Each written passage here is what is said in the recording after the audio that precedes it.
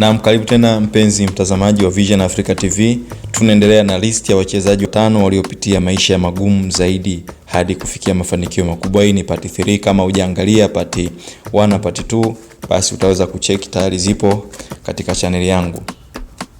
Leo tunaenda kuangalia wachezaji wengine 5 ambao walipitia maisha magumu zaidi hadi kufikia mafanikio makubwa. Kuna wachezaji waliotoka kwenye umaskini, lakini hawa tunaoangalia leo walipitia maisha magumu kupita kawaida. Kuna njaa, vita, pamoja na kukataliwa, lakini hawakukata tamaa.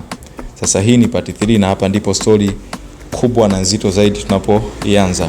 Namba 1 tunaanza na Zlatan Ibrahimovic. Huyu bwana alikulia maeneo magumu sana nchini Sweden, eneo ambalo lilikuwa limejaa uhalifu na maisha ya shida. Alikiri mwenyewe kwamba aliwahi kuiba vitu madukani ili kuweza kusurvive. Hakuwa na mtu ambaye aliweza kumpa nafasi ya kuweza kumsaidia kimaisha, lakini alilazimika kupigania kila kitu mwenyewe. Lakini leo hii ni mmoja wa wachezaji ambao wamewahi kutamba sana duniani, kutoka maisha ya mtaani hadi kuwa legend. Namba 2 tunamuona Riyad Mahrez.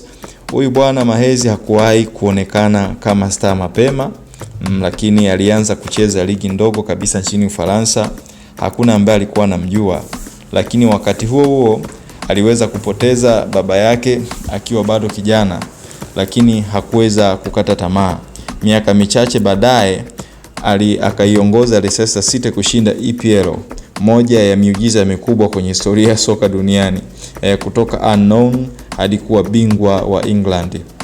Namba 3 tunamwangalia bwana Carlos Tevez. Carlos Tevez huyu alizaliwa kwenye mtaa mmoja hatari sana nchini Argentina, na akiwa mtoto mdogo alipata ajali mbaya ya moto iliyomwacha na kovu la usoni.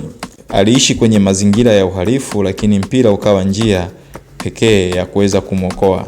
Leo hii anatajwa kuwa mmoja wa washambuliaji bora waliowahi kutokea Argentina. Namba 4 tunamwangalia N'Golo Kante. N'Golo Kante bwana ni mfano wa wachezaji ambao tunaweza kusema kwamba ni wanyenyekevu wa hali ya juu sana, kwa sababu huyu bwana alikulia kwenye mazingira ya umaskini sana Ufaransa. Alikuwa anakusanya chupa za taka ili kuweza kusaidia familia. Hakujulikana mapema, lakini alipata nafasi na kuitumia vizuri. Leo ni bingwa wa dunia na mmoja wa viungo bora kabisa kuwahi kutokea. Unajua bwana, mnyenyekevu siku zote, lakini kichwani na mguuni mwake kulikuwa kuna hatari zaidi katika soka. Unapomtazama N'Golo Kante una kitu cha kujifunza. Namba 5 tuna Samuel Eto'o. Akiwa mtoto mdogo na ndoto kubwa kabisa, alipofika Ulaya maisha hayakuwa mepesi. Alipambana na ubaguzi, kukataliwa na changamoto nyingi, lakini Samuel Eto'o hakurudi nyuma. Alipambana mpaka akawa mmoja wa washambuliaji bora duniani na mmoja wa wachezaji wakubwa kabisa kutokea barani Afrika. Huyu ni fahari ya Afrika, mpaka leo tunajivunia. Kama hawa waliweza, wewe pia unaweza bwana. Hakuna excuse, hakuna sababu.